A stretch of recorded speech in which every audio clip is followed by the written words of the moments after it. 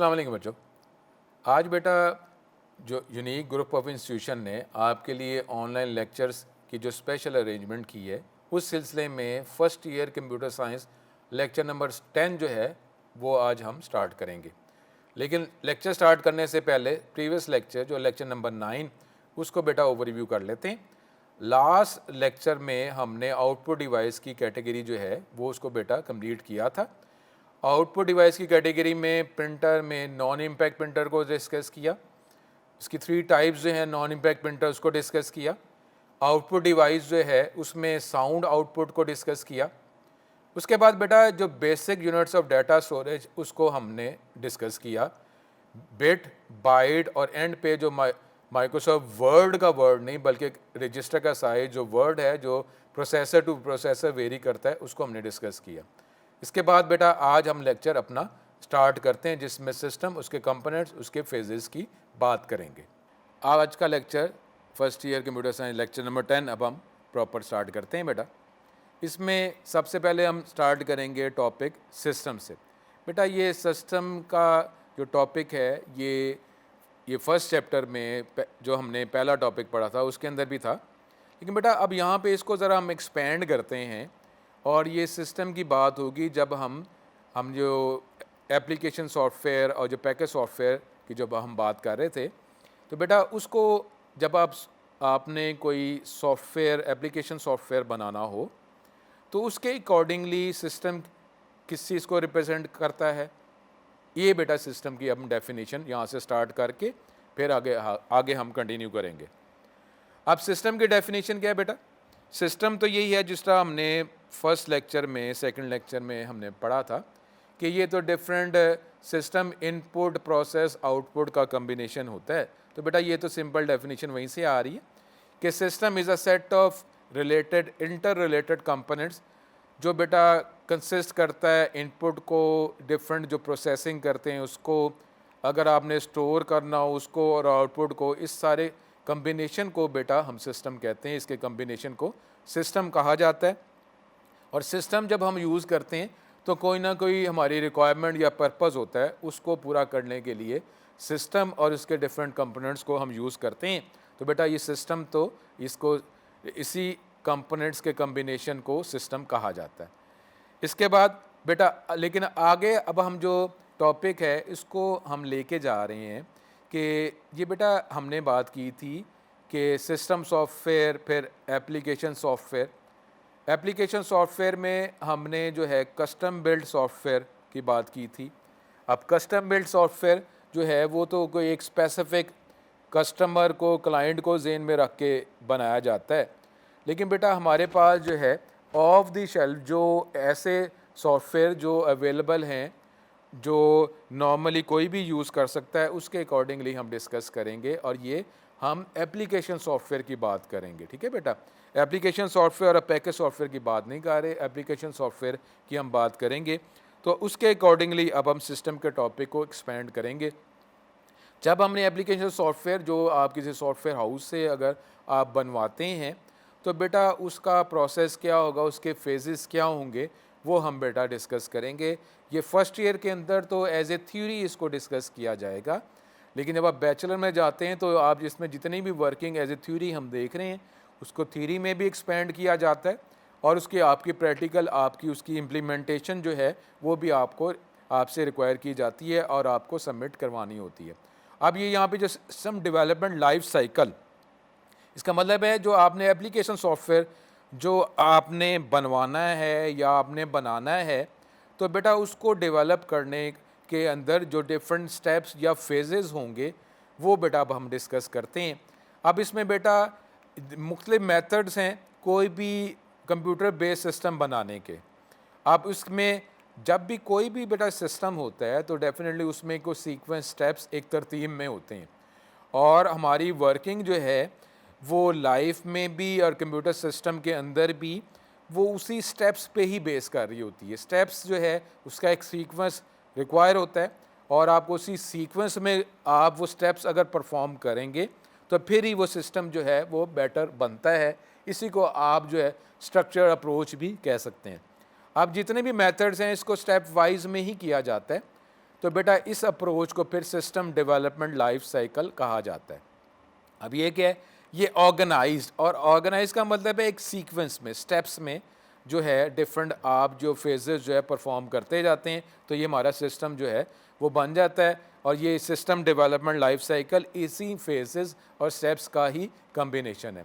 अब बेटा हमारे पास जो इसके जो स्टेप्स या फेजेस जो हैं वो कितने बेटा हैं, वो बेटा हमारे पास इसको 7 फेजेस कहा जाता है। 7 फेजेस में पहला फेज जो है ये बेटा एक एक करके हम इसको डिस्कस करेंगे। पहला फेज जो है वो है प्रीलिमिनरी इन्वेस्टिगेशन, दूसरा जो है सिस्टम एनालिसिस या स्टडी, फिर थर्ड जो है डिज़ाइन, फोर्थ कोडिंग, फिर फिफ्थ जो है टेस्टिंग, फिर सिक्स इम्प्लीमेंटेशन और सेवन्थ मेंटेनेंस।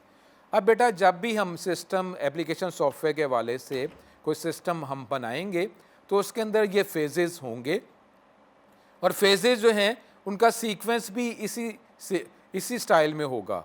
यानी जो फर्स्ट जो फेज़ है, जो स्टेप है, वो फर्स्ट प्लेस में ही होगा, ठीक है बेटा। और एक फेज़ की आउटपुट जो है वो दूसरी फेज़ की इनपुट बन जाएगी, ठीक है बेटा। तो ये एक एक करके अब हम ये डिस्कस करते हैं। सबसे पहले जो है प्रीलिमिनरी इन्वेस्टिगेशन। अब प्रीलिमिनरी इन्वेस्टिगेशन बेटा ये जो फेजेस के नाम है ये भी नॉर्मली ये ऐसे ही रहते हैं। अगर आप बैचलर में जाएंगे या इसको आगे एक्सपेंड करके एमफिल में भी अगर आप जाते हैं तो बेटा नॉर्मली ये फेजेस जो हैं इनके नाम ये बिल्कुल तकरीबन ऐसे ही रहते हैं, ज़रा सा ही चेंज ही आएगा। आप ये समझें कि यही हमारे पास फेजेस हैं। अब ये इसकी जो हेडिंग्स हैं वो भी एज इट इज़ ही रहेंगे, उसकी आगे वर्किंग में कुछ थोड़ा फ़र्क हो सकता है, सब टाइप्स में, सब हेडिंग्स में फ़र्क हो सकता है, लेकिन ये जो मेन हेडिंग्स हैं नॉर्मली यही रहती हैं। प्रीलिमिनरी इन्वेस्टिगेशन, प्रीलिमिनरी का मतलब क्या है, इनिशियल, इन्वेस्टिगेशन का मतलब क्या है, सर्वे। अब बेटा जब भी हमने कोई सिस्टम बनाना है, किसी से बनवाना है, तो बेटा उसका कोई टॉपिक तो होगा ना। सपोज़ अगर हम ये जो टॉपिक हम जो करने लगे हैं STLC, अब इसमें हम कॉलेज एनवायरनमेंट को ही डिस्कस करते हुए ये अपने सारे फेजेस कंप्लीट करेंगे। अब अगर किसी ने कोई सॉफ्टवेयर बनाना है, सिस्टम बनाना है, एप्लीकेशन सॉफ्टवेयर बनाना है तो कोई टॉपिक तो होगा ना।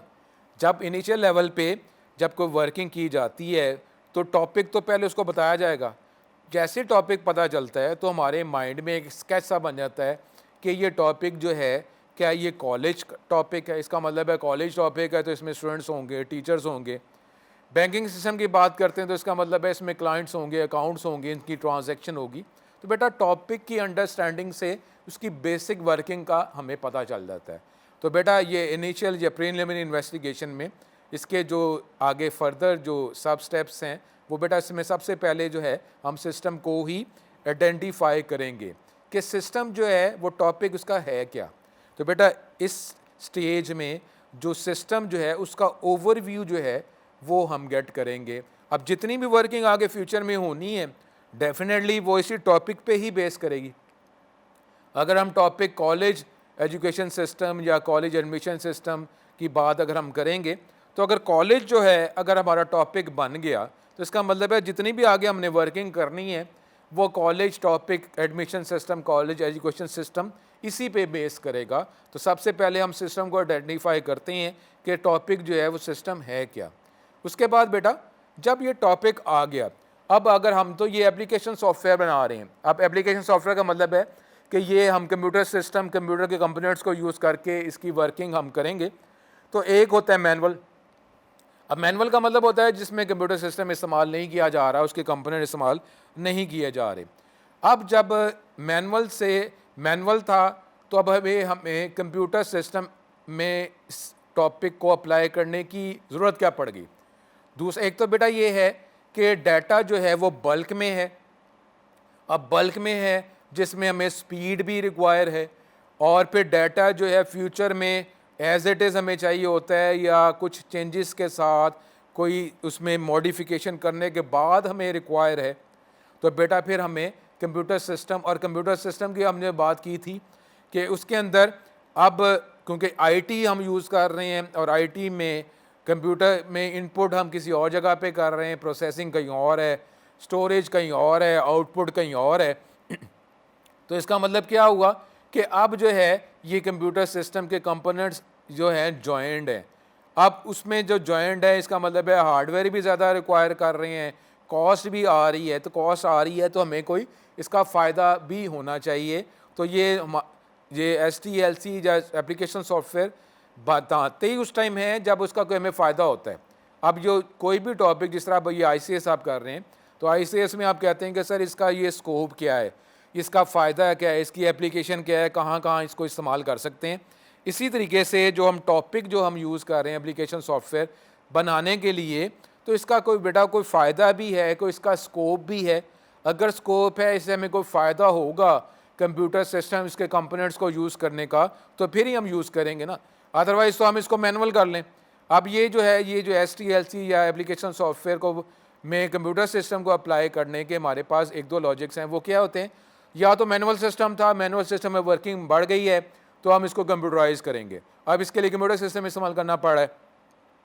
या ये है कि ऑलरेडी कंप्यूटर सिस्टम ही था, कंप्यूटर के कंपोनेंट्स ही हम यूज़ कर रहे थे, लेकिन इसको हमने अपग्रेड करना था। अब अपग्रेड करने के लिए भी फिर हम मज़ीद जो है वर्किंग करेंगे इस फेजेस में।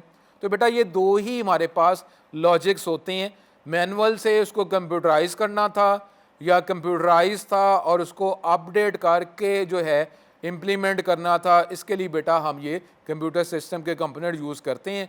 अब कोई भी वजह हो तो उसका हमें कोई कंप्यूटर सिस्टम इस्तेमाल करने का कोई फ़ायदा तो होना चाहिए। तो बेटा अब इसके सब सिस्टम में प्रीलिमिनरी इन्वेस्टिगेशन में हम इसका स्कोप जो है वो डिफ़ाइन करते हैं। अब स्कोप जो है इसके लिए ज़हन में हम रखते हैं कोई फाइनेंशियल कोई प्रॉब्लम है वो तो नहीं आ रहा, कोई पॉलिटिकल इश्यूज़ हैं कि पॉलिटिकली जो है कि हम जो इम्प्लीमेंट कर रहे हैं क्या ये पॉलिटिकली ये फिजिबल है भी कि नहीं है। ठीक है, तो डिफरेंट टाइम फ्रेम्स जो हैं कंस्ट्रेंट्स वो भी हम देखते हैं कि इसमें कोई टाइम जो है जितना रिक्वायर है तो उतने में ही हम ये हमारे सिस्टम बन भी सकता है कि नहीं बन सकता। तो बेटा उसके बाद जो है ऑल्टरनेट सोल्यूशन। बेटा जब भी कोई प्रॉब्लम आता है तो अगर आपने इसका सिर्फ एक ही सोल्यूशन बता दिया, फिर तो जो यूज़र जो है जो सिस्टम बना रहा है उसके पास तो कोई चॉइस नहीं है कि जी यही एक सोल्यूशन है, आपने इसी को आपने अप्लाई करना है, तो यही एक सोल्यूशन है, इसको ही आप अप्लाई करेंगे। अगर आपको ये सोल्यूशन जो है बेटर नहीं लग रहा तो आप कोई और सोल्यूशन हमारे पास है कोई नहीं, तो आप इसी को अप्लाई करें या ना करें। तो बेटा ये ज़ाहिर है अब चॉइस जो है वो तो बनवाने वाले को हमने प्रोवाइड करनी होती है। तो एक सोल्यूशन हम नहीं बताते, एक से ज़्यादा सोल्यूशन जो है वो डिटरमिन करते हैं। वो बताते हैं कि सर ये एक सोल्यूशन है, इसके लिए आपको इतना पैसा चाहिए होगा, इतना टाइम रिक्वायर है, ये एक्सपर्टीज़ चाहिए, दूसरा सोल्यूशन ये है। एक से ज़्यादा सोल्यूशन जो है वो हम बताते हैं। अब देर में भी एक और डेफिनेटली कोई भी एक प्रॉब्लम को सॉल्व करने के एक से ज़्यादा तरीके हैं, वो तो बहुत ही कम है कि जी प्रॉब्लम है और उसका हल भी एक ही है। नॉर्मली एक से ज़्यादा हल होते ही हैं, तो उनको आइडेंटिफाई किया जाता है और फिर जो भी सिस्टम जो है बनवाने वाला होता है उससे वो बेटर जो है जो वो समझता है, तो बेटा उस बेटर सोल्यूशन को वो आइडेंटिफाई फाइनल कर देता है, उसके अकॉर्डिंगली फिर हम वर्किंग करते हैं। उसके बाद बेटा ये इसके आगे जो है प्रीलिमिनरी इन्वेस्टिगेशन के अंदर फिजिबिलिटी। अब बेटा होता ये है फिजिबिलिटी का मतलब है पॉसिबिलिटी।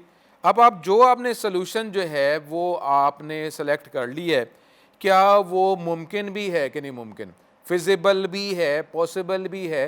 बेटा अब ये सर फिजिबल और ये पॉसिबल है, ये क्या लॉजिक है? बेटा देखिए ना, कई दफ़ा होता है कि आप ऐसी रिक्वायरमेंट आपने प्लेस कर दी है जिसके लिए, क्योंकि कंप्यूटर सिस्टम इस्तेमाल कर रहे हैं, हार्डवेयर कंपोनेंट्स हैं वो हम इस्तेमाल कर रहे हैं, सॉफ्टवेयर इस्तेमाल कर रहे हैं, जिसके लिए बैकग्राउंड में डिफरेंट जो है वो लैंग्वेजेस यूज़ कर रहे हैं जो पहले से अवेलेबल हैं, या हमको लैंग्वेज बना भी रहे हैं, टूल भी बना रहे हैं, लेकिन कोई ऐसा अवेलेबल ही नहीं है। तो इसका मतलब है वो फिर तो फिजिबल नहीं है, पॉसिबल नहीं है। फिर हमें को वेट करना पड़ेगा, टेक्नोलॉजी चेंज हो जाए, कोई टूल नया आ जाए, कोई हमारे पास लैंग्वेज आ जाए, कोई ऐसा बेटा टॉपिक हमें मिल जाए, तो उसके लिए वेट करना पड़ेगा। तो इसलिए बेटा फिजिबिलिटी स्टडी भी निकाली जाती है कि एक रिपोर्ट भी बनाई जाती है फिर बाद में कि जी क्या ये पॉसिबल हार्डवेयर हमें रिक्वायर है, हार्डवेयर अवेलेबल है, तो फिर ही हम कंटिन्यू करेंगे ना। अब इसमें फिजिबिलिटी स्टडी में हम ये डिटरमिन करते हैं कि सिस्टम जो है वो बन भी सकता है कि नहीं बन सकता।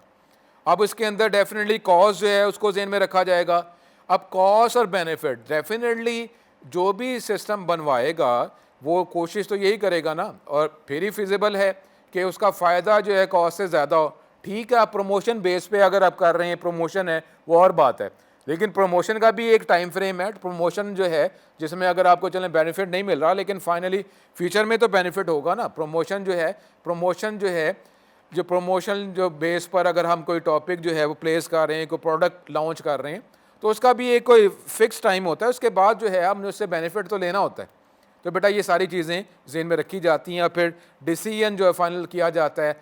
फाइनेंशियल कोई अगर प्रॉब्लम है उसको जेहन में रखते हुए, पॉलिटिकल है, टाइम फ्रेम, सारों को प्रॉब्लम्स को जेहन में रख कर फिर हम देखते हैं कि ये पॉसिबल है, तो फिर ही हम इसको कंटिन्यू करेंगे। उसके बाद बेटा नॉर्मली जो फेजेस हैं जो अभी हम डिस्कस कर रहे हैं, जो भी फेज़ हम करेंगे उसकी फेज़ में, उस फेज़ के एंड पर जो बेटा जिस तरह आप कोई भी टॉपिक जो लेक्चर जो है नॉर्मली एंड पे हम कंक्लूड करते हैं, इसी तरीके से जो भी फेज़ पे हम वर्किंग करेंगे, इसमें जितनी भी उस फेज़ में हमने वर्किंग की है उसको एक रिपोर्ट की फॉर्म पे हम जो है वो लिखेंगे, बताएंगे, समझाएंगे। क्योंकि टॉप मैनेजमेंट जो है अगर वर्किंग जो है वो टेक्निकल कंप्यूटर लैंग्वेज की फॉर्म में नहीं है तो वो अंडरस्टैंड कर सकता है। तो रिपोर्ट फॉर्म में जब उसको हम प्लेस कर देंगे तो रिपोर्ट जो है वो तो बेटा इसको रीड कर सकता है ना। जब उसको रीड कर सकता है तो उसमें अगर प्रॉब्लम लगता है, उसको फेस अगर करना पड़ता है या उसके लिए वो उसको मुनासिब नहीं है, तो उसको हम चेंजेस कर देंगे। तो लेकिन अब जो इस फेज़ के अंदर भी एंड पे जो इनिशियल प्लान जो है वो हम बनाएंगे, रिपोर्ट बनाएंगे। अब जितनी भी इस फेज़ में हमने फाइंडिंग्स जो है वो गेट की हैं, उसको रिटर्न फॉर्म में अप्रूवल के लिए टॉप मैनेजमेंट को हम प्रोवाइड करेंगे। इसको फिजिबिलिटी रिपोर्ट भी कहा जाता है। फिजिबिलिटी रिपोर्ट जो है वो अगर टॉप मैनेजमेंट को अगर फिजिबल हुई तो फिर हम आगे फर्दर वर्किंग करेंगे। इसको यहाँ पे अगर वो मैनेजमेंट इसको एक्सेप्ट करेगी, अगर उसने मॉडिफाई करना है तो उसमें चेंजेस करनी है तो ठीक है, चेंजेस अगर पॉसिबल है तो चेंजेस कर दी जाएंगी।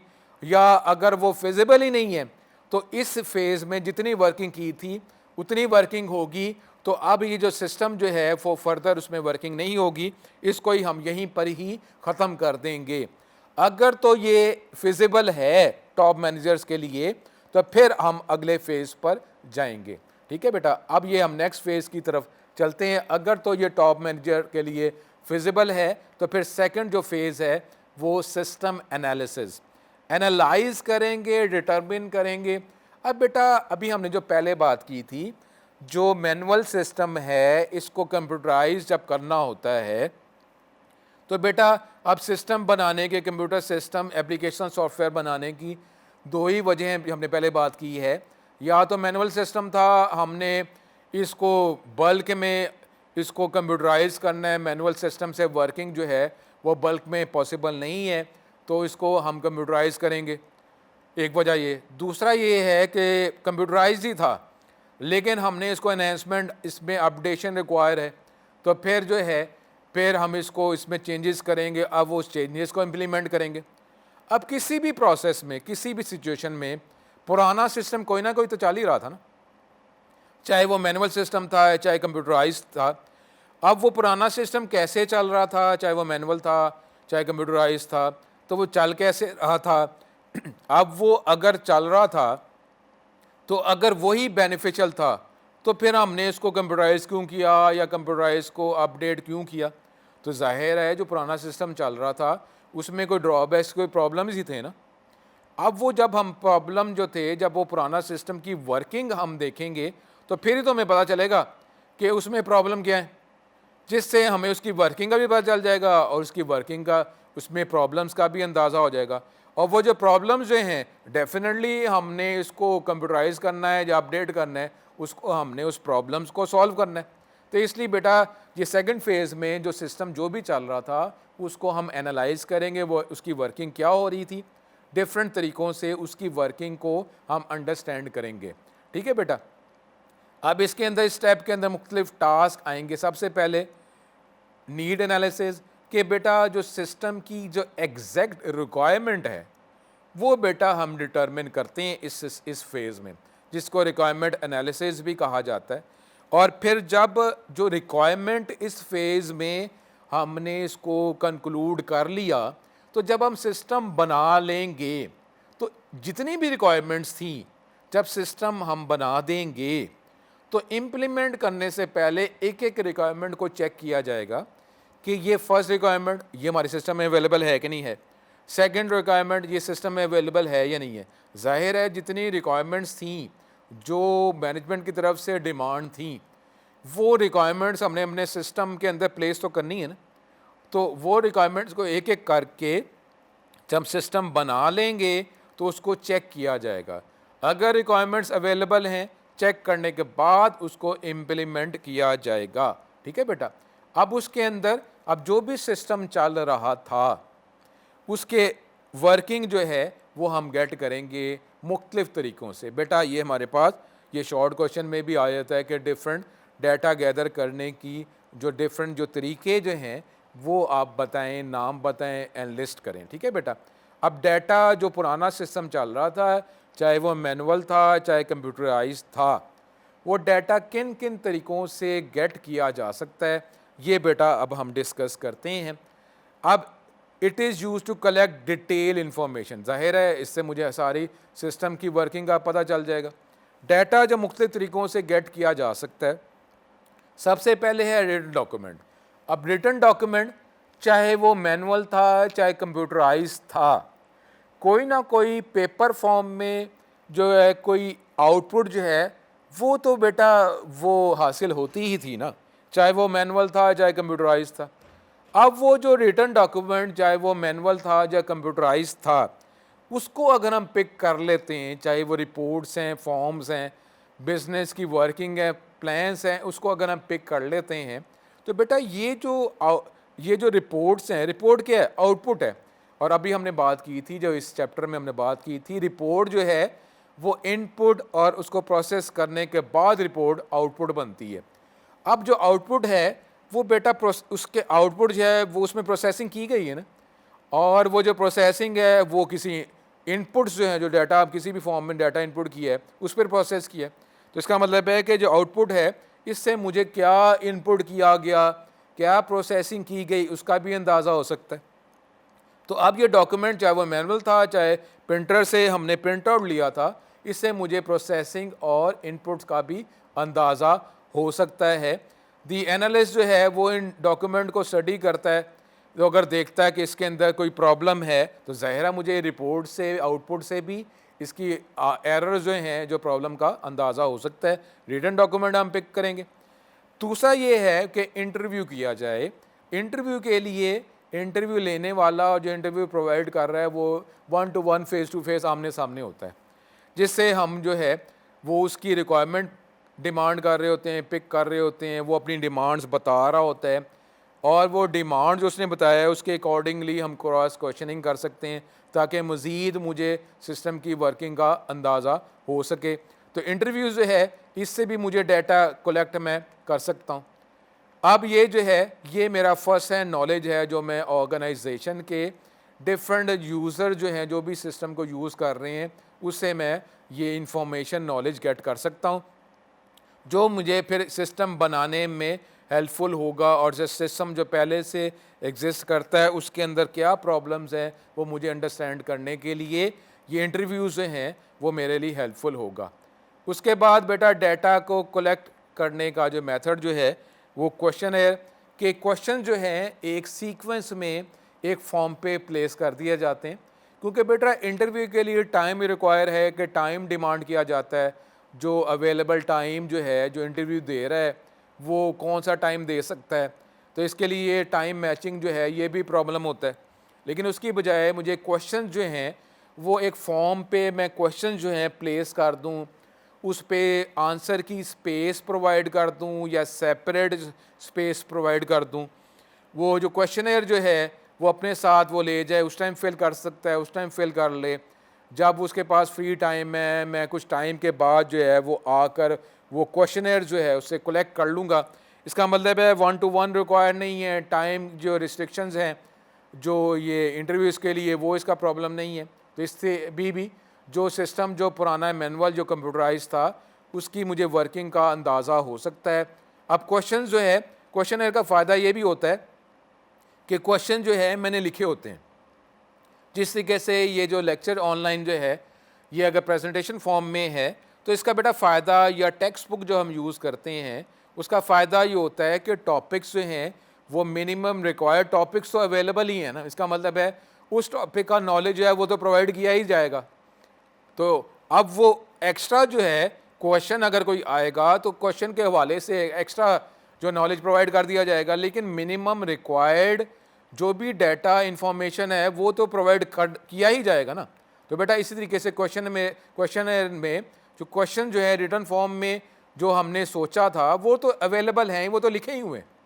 अब बेटा कई दफ़ा जो है क्वेश्चनर हेल्पफुल है। अब ये जो डाटा गैदर करने के डिफरेंट जो है ये स्टेप्स जो अडॉप्ट कर रहे हैं, डिफरेंट तरीके जो है, इससे मुझे बेटर से बेटर जो वर्किंग जो है मैनुअल या कंप्यूटराइज की वर्किंग मुझे पता चलती जाती है और उसके प्रॉब्लम्स ये मुझे पता चलते रहते हैं। ठीक है बेटा, तो क्वेश्चनर जो है ये भी मेरा डाटा कलेक्ट करने का एक मेथड है। This is specially helpful when interviews can not be conducted. Interview अगर नहीं लिया जा सकता तो ठीक है, क्वेश्चनर प्रोवाइड कर दिया जाता है। फिर है बेटा ऑब्जर्वेशन। ऑब्जर्वेशन का मतलब ये है कि जो भी पुराना मैनुअल सिस्टम था चाहे कंप्यूटराइज था, बेटा वो वर्किंग तो कर ही रहा था ना। अब वो जाकर हम उस एनवायरनमेंट में हम चले जाएं, फिज़िकली चले जाएं, वहाँ जाके देखें कि सिस्टम वर्क कैसे कर रहा है।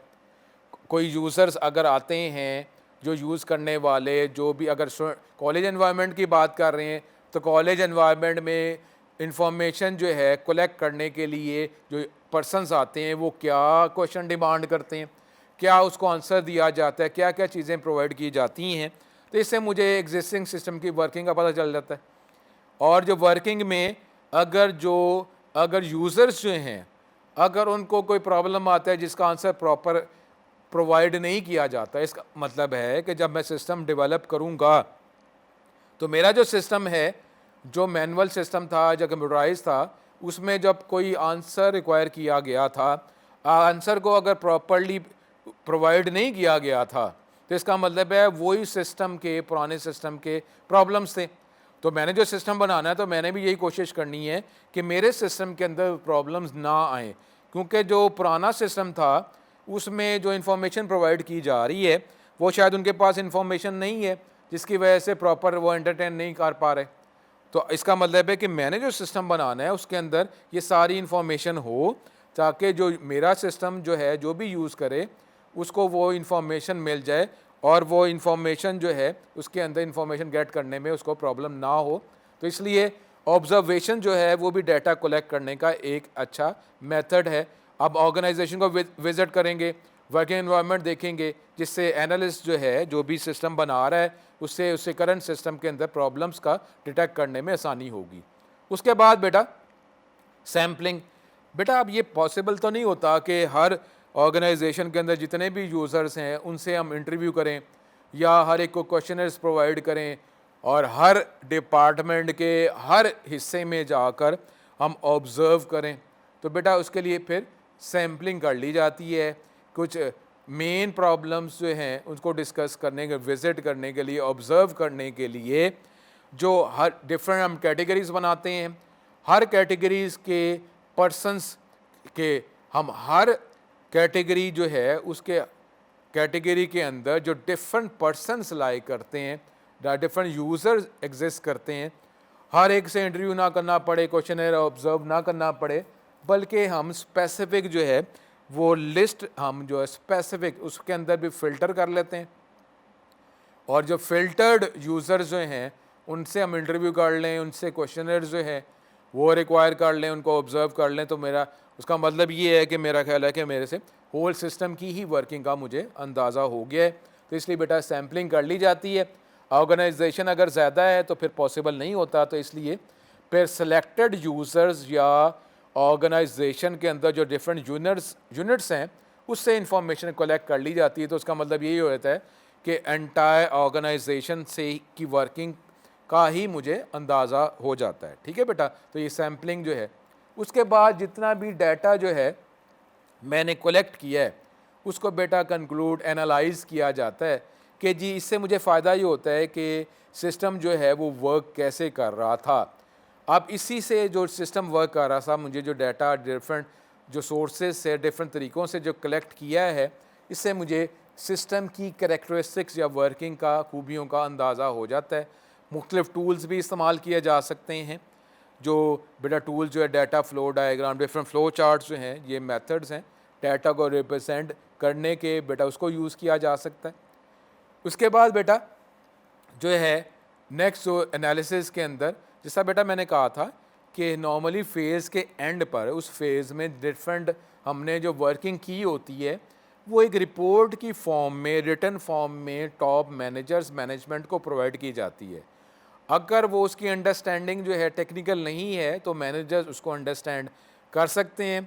अगर उसमें कोई अमेंडमेंट करनी है तो वह अमेंडमेंट कर देंगे। कोई हमने ऐसा टॉपिक, ऐसी कोई चीज़ उसमें प्रोवाइड कर दी है जो मैनेजर्स को रिक्वायर्ड नहीं है तो उसको स्किप, ऑब्सलीट भी, ख़त्म भी किया जा सकता है। अमेंडमेंट उसको किया जा सकता है, चाहे इंसर्ट करना है, मॉडिफाई करना है, चाहे उसको डिलीट करना है। तो ये इसको रिव्यू करते हैं और फिर उसके रिव्यू करने के बाद इस रिपोर्ट से हमें जो डिफरेंट पॉइंट्स मिलते हैं वो क्या है, इससे मुझे जो भी सिस्टम था पुराना, चाहे वो मैनुअल था या ऑटोमेटेड था, कंप्यूटराइज था, इससे मुझे उसकी वर्किंग का अंदाज़ा हो गया और साथ ही साथ इस करंट सिस्टम के अंदर जो प्रॉब्लम थे वो मुझे उसका अंदाज़ा हो गया। उसके बाद इसी से मुझे जो न्यू सिस्टम की रिक्वायरमेंट्स का, रिकमेंडेशन का अंदाज़ा हो गया कि क्या इसकी रिक्वायरमेंट है, मैं नए सिस्टम में क्या क्या चीज़ें शामिल करूं। नई चीज़ें होंगी तो नया सिस्टम बना रहे हैं ना, अदरवाइज़ अगर नई चीज़ें नहीं है तो पुराना सिस्टम ही वो ठीक है। अगर मैनुअल था तो कंप्यूटराइज शायद करना पड़े, लेकिन कंप्यूटराइज था, अगर नई चीज़ें शामिल नहीं है तो फिर पुराने कंप्यूटराइज सिस्टम को ही यूज़ किया जाए। तो बेटा इसलिए मुझे नए सिस्टम की रिक्वायरमेंट का पता चल जाता है। तो बेटा ये हमने इस फेज़ से हमने गेट कर लिया। अब जब हमें रिक्वायरमेंट पता चल गई तो थर्ड फेज़ में अब हम सिस्टम को डिज़ाइन करना शुरू कर देंगे और वही रिक्वायरमेंट जो है उसको ज़हन में रखते हुए, ये थर्ड फेज़ है, इसमें नया सिस्टम जो है उसको हम बनाना शुरू कर देंगे। इसकी दो टाइप्स हैं, एक लॉजिकल डिज़ाइन और फिज़िकल डिज़ाइन। अब उसके एंड पे जाकर फिर वो डिटेल अब रिपोर्ट जो है इस फेज़ के एंड पे भी रिपोर्ट बनेगी, वो हम बनाएंगे। अब लॉजिकल डिज़ाइन, बेटा लॉजिकल डिज़ाइन जो है देखें ना, फर्स्ट एंड पे डिज़ाइन किया जाता है। अब वो डिज़ाइन जो है उसके अंदर ज़्यादा टेक्निकलिटीज़ नहीं होती, अब बेसिक कंपोनेंट्स को रिप्रेजेंट कर रहे होते हैं। जिससे बेटा अब कोई प्रॉब्लम अगर आता है, प्रॉब्लम को अगर हम सॉल्व करना है तो नॉर्मली हम क्या करते हैं, उसको छोटे छोटे प्रॉब्लम्स में डिवाइड कर लेते हैं। अगर कोई प्रॉब्लम है उसको मैं पूरे दिन में सपोज़ डिवाइड कर लेता हूँ कि मैं दिन के इस पोर्शन में इस प्रॉब्लम को सॉल्व कर लूँगा, इस टाइम के इस फ्रेम में इसको कर लूँगा, तो मेरा जो पूरे दिन का जो काम है वो कंप्लीट हो जाएगा। जिस तरीके से अभी ये ऑनलाइन लेक्चर जो हम कर रहे हैं, ऑनलाइन लेक्चर जो कर रहे हैं उसमें डिफरेंट ये स्लाइड्स हैं। अब वो लेक्चर जो है डिफरेंट स्लाइड्स का कम्बिनेशन है। एक स्लाइड हम कंप्लीट करेंगे, उसके अंदर डिफरेंट टॉपिक्स हैं, हम दूसरी स्लाइड कंप्लीट करेंगे। इस तरह स्लाइड्स कंप्लीट करते हुए हमारा लेक्चर, और जो लेक्चर जो है वो भी डिफरेंट टॉपिक्स का होता है। तो पहले हम मेजर टॉपिक्स वो लॉजिकल डिज़ाइन में करेंगे, ठीक है बेटा, डिस्कस उसको रिप्रेजेंट करेंगे। उसके बाद फिर हमारे पास जो है वो डिटेल डिज़ाइन, फिज़िकल डिज़ाइन आ जाएगा। लॉजिकल डिज़ाइन में इसके सिस्टम की कैपेबिलिटीज़ जो है, फंक्शनल कैपेबिलिटीज़ को डिस्कस करेंगे। रिक्वायरमेंट्स होंगी, इसके अंदर डिफरेंट हमारे पास टूल्स, मेथड इस्तेमाल करेंगे। केस टूल्स, ये बेटा एब्रीवेशन है, computer aided software engineering tools इस्तेमाल करेंगे। प्रोजेक्ट मैनेजमेंट सॉफ्टवेयर ये हम इस्तेमाल कर लेंगे। MS प्रोजेक्ट इसका नाम है, गैंट चार्ट, पर्ट चार्ट, ये भी बेटा ये प्रोजेक्ट की वैल्यूएशन रिव्यू टेक्निक है कि ताकि हम ये देखते रहते हैं कि हमारे फेजेस जो है विद इन टाइम पे ये बन भी रहे हैं कि नहीं बन रहे, क्योंकि फेजेज 7 फेज़ हैं। तो हमने ये भी देखना है कि हमारा जो सिस्टम जो है हर फेज़ का टाइम फ्रेम जो है उस टाइम फ्रेम में पूरा हो भी रहा है कि नहीं हो रहा। अगर नहीं है तो स्पीड हमने इंक्रीज़ करनी है, डिक्रीज़ करनी है, उसमें इस्तेमाल किया जाता है। फिर है फिज़िकल डिज़ाइन, ये रियल डिज़ाइन की तरफ हम चले जाएंगे कि जिसमें ये इसमें भी सिस्टम की कैपेबिलिटीज़ को डिस्क्राइब किया जाएगा। इसमें फॉलोइंग पॉइंट्स होंगे कि जी आउटपुट रिक्वायरमेंट क्या है, आउटपुट अगर हमने गेट करनी है तो उसकी क्या क्या चीज़ें रिक्वायर हैं, इनपुट के लिए क्या डिवाइसेस रिक्वायर हैं। उसके बाद जो है फिर स्टोरेज अगर हमने करना है तो किस किस तरह के स्टोरेज डिवाइस हमें रिक्वायर है, कि अगर हमने बल्क में करना है, सिक्वेंशियल है, रैंडम है। प्रोसेसिंग करनी है तो प्रोसेसिंग फास्ट रिक्वायर है, फ़ौरन रिक्वायर है, with the passage of time require है, उसके वाले से प्रोसेसिंग रिक्वायरमेंट डिफरेंट होगी। सिस्टम को कंट्रोल करना है, राइट्स अप्लाई करने हैं तो वो क्या होंगे, फिर उसको बैकअप रिकवर अगर हमने करना है, बैकअप एक्स्ट्रा कॉपी बनानी है, रिकवर करना है तो वो अगर कोई करप्शन हो जाती है तो कैसे करेंगे। फिर एंड पे बेटा इसकी फाइनल डिटेल रिपोर्ट होगी, जितनी भी हमने एनालॉजिकल डिज़ाइन की है, फिज़िकल डिज़ाइन में जितने कंपोनेंट्स हमने डिज़ाइनिंग में नया सिस्टम बनाने में हमने किया है, वो एक रिपोर्ट की फॉर्म में हम देखेंगे। डिटेल रिपोर्ट जो है वो भी टॉप मैनेजमेंट को प्रोवाइड की जाएगी।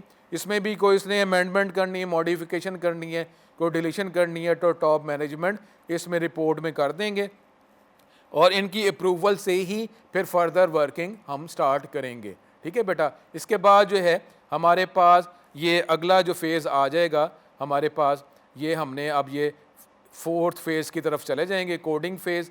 अब कोडिंग जो है बेटा, ये कोडिंग फेज़ जो है यही हमारे पास, ये जिसको हम कंप्यूटर साइंस में आके अगर नॉर्मल वर्किंग में हम कहते हैं कि SDLC के अंदर ये जो आपके बस कंप्यूटर ऑन कर दें और उसमें वर्किंग शुरू कर दें, तो बेटा ऐसा वर्किंग नहीं है। देख लें बेटा, ये कोडिंग फेज़ में जिसमें हम सॉफ्टवेयर जो है लैंग्वेज की मदद से बना रहे होते हैं, ये 4th फेज़ में आता है। इससे पहले हमारे पास जो है ये 3 फेज़ जो हैं वो अवेलेबल होते हैं। ये 4th फेज़ में जाकर ये कोडिंग जो है ये अवेलेबल होती है, जिसमें लैंग्वेज यूज़ करके हम ये इसकी कोडिंग कर रहे होते हैं। लेकिन इसमें भी हमारे टाइम बहुत ज़्यादा रिक्वायर होता है। ये मेन एरिया है सिस्टम डेवलपमेंट में, इसमें हम कंप्यूटर प्रोग्राम बना रहे होते हैं। ये डिफ़िकल्ट टाइम है, टाइम कंज्यूमिंग है काफ़ी, इसमें पैसा भी रिक्वायर होता है। प्रोग्रामर्स जो हमें रिक्वायर होते हैं, सॉफ्टवेयर इंजीनियर्स जो हैं वो हमें रिक्वायर हैं। अब उसके अंदर वो जो रिक्वायरमेंट्स जो 2nd फेज़ के अंदर हमने जो रिक्वायरमेंट जो गेट की थी, वो रिक्वायरमेंट्स को प्रोवाइड की जाती हैं। फिर उसके एल्गोरिथम्स जो है वो प्रोवाइड किए जाते हैं। जो फ्लो चार्ट्स हमने बनाए थे, जो स्पेसिफिकेशंस थी, वो हम उसको प्रोवाइड करते हैं। उसके बाद जो डिज़ाइनिंग फ़ेज़ में 3rd फेज़ में डिज़ाइन फ़ेज़ के अंदर जो हमने डिज़ाइनिंग की थी वो प्रोवाइड की जाती है। अब वो डिज़ाइनिंग को ज़हन में रख कर फिर वो डिफरेंट टूल, डिफरेंट लैंग्वेज जो है जो ऑलरेडी अवेलेबल हैं उसको यूज़ करके वो सिस्टम को बेटा इसकी कोडिंग करेंगे। अगर लैंग्वेज अवेलेबल है वो है, अगर लैंग्वेज अवेलेबल नहीं है तो इन हाउस जो है को लैंग्वेज जो है वो भी बनाई जाती है। लेकिन बेटा ये एक्सट्रीम जो है एनवायरनमेंट में लैंग्वेज क्रिएट की जाती है, अदरवाइज जो लैंग्वेज अवेलेबल होती है उसी को यूज़ कर दिया जाता है। तो बेटा इसके अंदर जो है ये कंप्लीट सिस्टम बन जाएगा। ऑफ द शेल्फ जो है अगर कोई सॉफ्टवेयर अवेलेबल है, लैंग्वेज अवेलेबल है तो उसको इस्तेमाल कर लिया जाता है। जिस तरह आप बात करते हैं कि C++, जावा, जो भी आप यूज़ करना चाह रहे हैं वो आप इसको यूज़ कर लेते हैं। बेटा कोडिंग के बाद जो है, क्योंकि सॉफ्टवेयर जो हमारा अब ये बन गया है, इसको बेटा हम 5th फेज़ में इसको हम टेस्ट करेंगे। बेटा वो जो हमने बात की थी 2nd फेज़ में जो रिक्वायरमेंट थी, अब जो भी रिक्वायरमेंट थी एक एक करके वो रिक्वायरमेंट जो है उसको हम टेस्ट करेंगे कि पहली रिक्वायरमेंट हमारे सिस्टम में अवेलेबल है कि नहीं है, दूसरी रिक्वायरमेंट सिस्टम में अवेलेबल है या नहीं है। ये हम एक एक करके उसको हर रिक्वायरमेंट को हम टेस्ट करेंगे। सबसे पहले है यूनिट टेस्टिंग। यूनिट टेस्टिंग का मतलब है as a unit complete topic जो है उसको टेस्ट किया जाएगा। अगर कंप्लीट टॉपिक को टेस्ट हम करेंगे, इंडिविजुअल पार्ट्स को हम जो है वो यूनिट इंडिविजुअल पार्ट, छोटे जो पोर्शन जो पार्ट्स बनाए थे उसको हम टेस्ट करेंगे टेस्ट डाटा से। अब टेस्ट डाटा प्रोवाइड किया जाएगा, सैम्पल डाटा प्रोवाइड किया जाएगा। सैम्पल डाटा हमने प्रोवाइड कर दिया, उसके बाद बेटा हम जो है सैम्पल डाटा के बाद जो है फिर इसको हम सिस्टम टेस्टिंग करेंगे। सिस्टम टेस्टिंग का मतलब है बेटा हम ये देखेंगे कि कंप्लीट सिस्टम जो है वो भी प्रॉपर वर्क कर रहा है कि नहीं कर रहा। अब वो जो टेस्ट डाटा, जो सैम्पल डाटा था वो तो हमने प्रोवाइड किया, लेकिन फिर उसके बाद देखें हमने बात की है कि पुराना सिस्टम था, चाहे वो मैनुअल सिस्टम था, जो कंप्यूटराइज सिस्टम था, उसमें डाटा इनपुट तो किया जा ही रहा था ना। अब जो डाटा इनपुट किया जा रहा था उसी को प्रोसेस किया जा रहा था। प्रोसेस करने के बाद उसी डाटा को बेटा आउटपुट फॉर्म में जो है यूज़र को प्रोवाइड भी किया जा रहा था। तो अब जो सैम्पल डाटा जो है अब वो भी हमने इसमें प्रोवाइड किया, और साथ ही साथ जो एक्चुअल डाटा था जो, क्योंकि सिस्टम तो प्रॉपरली पहले कोई ना कोई वर्क कर ही रहा था, उसमें एक्चुअल डाटा चाहे वो मैनुअल सिस्टम में था चाहे कंप्यूटराइज सिस्टम में था, एक्चुअल डाटा तो एग्जिस्ट करता ही था ना। जिसकी बेस पर जो है प्रोसेसिंग करके आउटपुट जो है वो हम गेट करते थे। तो अब जो सिस्टम टेस्टिंग के अंदर जो है जो इंडिविजुअल पार्ट जो हैं उसको कंबाइन किया जाता है। अब कंबाइन करते हुए भी बेटा कई दफ़ा होता है क्योंकि वैसे तो यूनिट टेस्टिंग में वो सिस्टम प्रॉपरली काम कर रहा है, लेकिन जब उसको कंबाइन किया जाता है तो वो सिस्टम जो पार्ट जो है जब उसको कंबाइन किया जा रहा है तो सिस्टम प्रॉपरली वर्क नहीं कर रहा। तो बेटा फिर जो है अब बेटा ये जो सारे जो हम फेजेस कर रहे हैं ना, फेजेस में एक ये भी बात होती है कि आप जो है जो पहला जो फेज़ था प्रीलिमिनरी इन्वेस्टिगेशन, वो तो आपने सिस्टम की वर्किंग जो है सिस्टम का टॉपिक जो है वो फाइनल कर लिया, लेकिन बाकी जितने भी फेजेस हैं अगर वो फेजेस के अंदर अगर उस फेज़ में जब आप काम कर रहे हैं, क्योंकि ये सीरीज़ में फेजेस वर्क हम कर रहे हैं, इसमें अगर एक फ़ेज़ में अगर कोई प्रॉब्लम आता है, अगर वो फेज़ के अंदर वर्किंग करते हुए उस फेज़ का प्रॉब्लम सिर्फ उसी फेज़ को वर्किंग करते हुए अगर सॉल्व नहीं होता तो हम प्रीवियस फेज़ में भी मूव करके जा सकते हैं। क्योंकि बजाय इसके कि अगर वो जो फेज़ में हम वर्किंग कर रहे हैं अगर उस फेज़ का प्रॉब्लम सॉल्व नहीं हुआ और हम फर्दर मूव करते जा रहे हैं तो प्रॉब्लम तो आगे मल्टीप्लाई होता जा रहा है, तो वो तो फिजिबल बेटर नहीं है ना। इसके लिए बेटर ये है कि अगर प्रॉब्लम उस फेज़ में वर्किंग करते हुए उस फेज़ का प्रॉब्लम सॉल्व उसी फेज़ से रिलेटेड जो रहते हुए सॉल्व नहीं हो रहा तो हम प्रीवियस फेज़ पे हम वापस भी जा सकते हैं और फिर अब फेज़ जो है सेकंड फेज़ से आप कुछ भी कर सकते हैं। Preliminary investigation as it is रहेगा, उसके बाद जो है जो आपने वर्किंग करनी है एक्सट्रीम लेवल पे अगर कोई टॉपिक आपने कट नहीं किया जो आपसे मिसिंग हो गई और जो टॉप मैनेजमेंट जो है उन्होंने वो भी आपको प्रोवाइड नहीं कर सके, वो तो और बात है।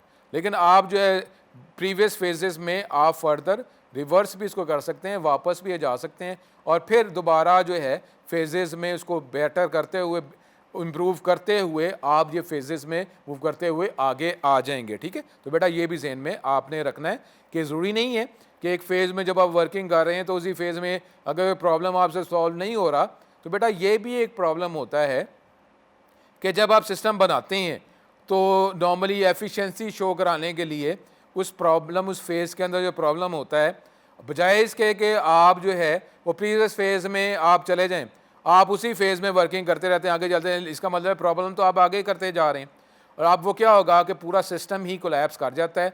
या तो वो सिस्टम की वर्किंग ही रुक जाती है, अभी सिस्टम बना ही नहीं है, या सिस्टम आपने बना दिया उसमें एरर्स ही इतने हैं तो सिस्टम को जब इम्प्लीमेंट करेंगे तो ये प्रॉब्लम आ जाएगा। ठीक है बेटा, तो इसमें एक्चुअल डाटा जो प्रोवाइड किया जाता है एरर वाला डाटा भी प्रोवाइड किया जाता है चेक करने के लिए कि सिस्टम प्रॉपर्ली वर्क कर रहा है कि नहीं कर रहा। उसके बाद बेटा इसको इम्प्लीमेंट करना है। अब जो वर्किंग टेस्टिंग हमने कर ली इसको इम्प्लीमेंट किया जाएगा, अप्लाई किया जाएगा। उसके मुख्तलिफ बेटा हमारे पास तरीके हैं कि या तो आप उसको डायरेक्टली इम्प्लीमेंट कर दें कि जी पुराना सिस्टम बस आज से ख़त्म है, कल से नए सिस्टम पे काम करेंगे। ठीक है, इसको बिग बैंग कन्वर्जन थ्योरी भी कहते हैं। या आप जो है पैरेलल कर दें, पुराना सिस्टम भी साथ साथ चलता जा रहा है और नया सिस्टम भी साथ साथ आप चलाते जाएंगे तो फाइनली जो है पुराना सिस्टम आप रोक देंगे और नया सिस्टम जो है वो एप्लीकेबल हो जाएगा। ये भी आप पैरेलल कर सकते हैं।